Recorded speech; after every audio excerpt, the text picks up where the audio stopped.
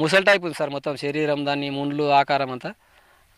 దాని మూతి కూడా కింది భాగంలో ఇది కుక్కలు నక్కలు అవి తింటాం తప్ప దేనికి పనిచేయదండి. ఒకవేళ చేపలు కనుక మత్స్యకారులకు దొరికినట్టయితే వాటిని వెంటనే చంపి ఒక గుంత తీసి ఫెనాయిల్ వేసి పూడ్చిపెట్టవలసిందిగా తెలియజేస్తున్నాం.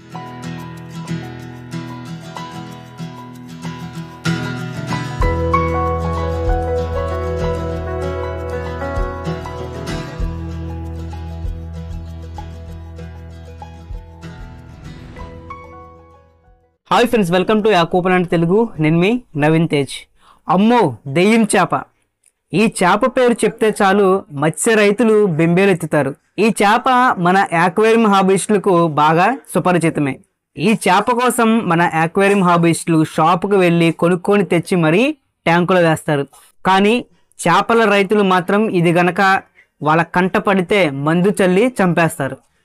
అదేనండి మనం క్లీనింగ్ ఫిష్గా ముద్దుగా పిలుచుకునే సక్కర్ ఫిష్. మరి దీనికి దెయ్యం చేప అనే ఇంత భయంకరమైన పేరు ఎందుకు పెట్టారు? మరి ఈ చేప ఇంత డేంజర్ అయితే దీన్ని మనం యాక్వేరియంలో పెంచుకోవటం ఎంతవరకు కరెక్ట్? దీనివల్ల వచ్చేటువంటి నష్టాలేంటి? ఈ దెయ్యం చేప స్టోరీలోకి వెళ్ళబోయే ముందు గట్టిగా ఇప్పుడే ఒక లైక్ అయితే ఇవ్వండి. సో మీరు లైక్ ఇవ్వటం వల్ల మరికొంతమందికి ఇది సజెస్ట్ అయ్యి వాళ్ళు కూడా ఎంతో కొంత ఇన్ఫర్మేషన్ అయితే తెలుసుకునే అవకాశం ఉంది. కాబట్టి చూసిన ప్రతి ఒక్కరు కూడా ఒక లైక్ అయితే ఇవ్వండి. సో లేట్ చేయకుండా మనం వీడియో అయితే స్టార్ట్ చేసేద్దాం. సక్కర్ ఫిష్ ఇది యాక్వేరియం ట్యాంక్ని క్లీన్ చేస్తుందని దీన్ని క్లీనింగ్ ఫిష్ అని పిలుచుకుంటాం. ఇది యాక్వేరియం ట్యాంకు అడుగున ఉన్నటువంటి వ్యర్థాలని తినటమే కాకుండా యాక్వేరియం ట్యాంక్కి పట్టినటువంటి నాచును కూడా శుభ్రంగా తుడుచుకు తినేస్తుంది. ఇది నిజమే, ఇక్కడ వరకు కరెక్టే. మరి ఇది యాక్వేరియంని క్లీన్ చేస్తున్నప్పుడు చెరువులో గనక ఇది ఉంటే చెరువులో ఉన్నటువంటి వ్యర్థాలను కూడా శుభ్రంగా క్లీన్ చేసి చేపలకి మంచి నేస్తంగా ఉంటుంది. దీనివల్ల చేపల చెరువులకి వచ్చినటువంటి నష్టం ఏంటి అని మనం ప్రశ్న వేసుకుంటే దీనివల్ల వచ్చే నష్టం అంత ఇంత కాదు. ఒక్క చేపల చెరువులకే కాదు, మన యాక్వేరియం ట్యాంకులకు కూడా ఈ చేప వల్ల పెద్ద ముప్పే అని చెప్పొచ్చు. ముఖ్యంగా యాక్వేరియం ఫిషెస్లో బ్రీడింగ్ ట్యాంకులకు ఈ చేప దెయ్యం చేపే. ఇది యాక్వేరియంలో ఎగ్ లేయర్స్ ఏవైతే మనం బ్రీడింగ్ చేసుకుంటున్నామో ఆ చేపలు కనుక గుడ్లు పెట్టినట్టయితే ఆ గుడ్లు పెట్టినటువంటి ట్యాంకులో ఈ సక్కర్ ఫిష్ కనుక ఉంటే ఆ గుడ్లను మొత్తం తినేస్తుంది. అంతేకాకుండా ఈ చేప నోటికి దొరికినటువంటి అనువుగా ఉన్నటువంటి చిన్న చేపలను కూడా అమాంతం తినేయటంలో ఇది దిట్ట అని చెప్పొచ్చు. మరి ఎంతో అమాయకంగా ఇతర చేపలతో తనకు ఏ సంబంధం లేదు అన్నట్టుగా ట్యాంకులో తిరుగుతున్నటువంటి ఈ చేపతో ఇంత డేంజర్ ఉందో మీరే ఒకసారి ఆలోచించండి. ఇది ఒక్కటే కాదు, ట్యాంకులో చేపలకి ఆహారం వేసినట్టయితే ఆ ఆహారాన్ని మిగిలిన చేపలకి దొరకనివ్వకుండా ఈ సక్కర్ ఫిషే మొత్తం ఆహారాన్ని తిని మిగిలిన చేపలు ఆకలి తీరకుండా చేస్తుంది.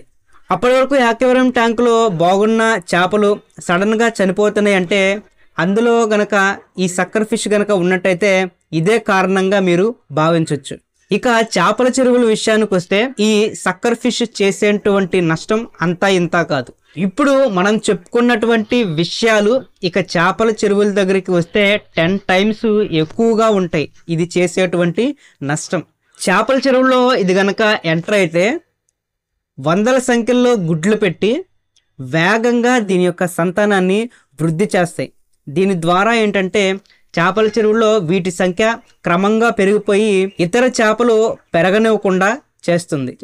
అంతేకాకుండా చేపల చెరువులకు చేపలకి ఆహారంగా వేస్తే ఆ ఆహారాన్ని కూడా ఇవే తినేసి ఆ చేపలు పెరగనివ్వకుండా చేస్తుంది.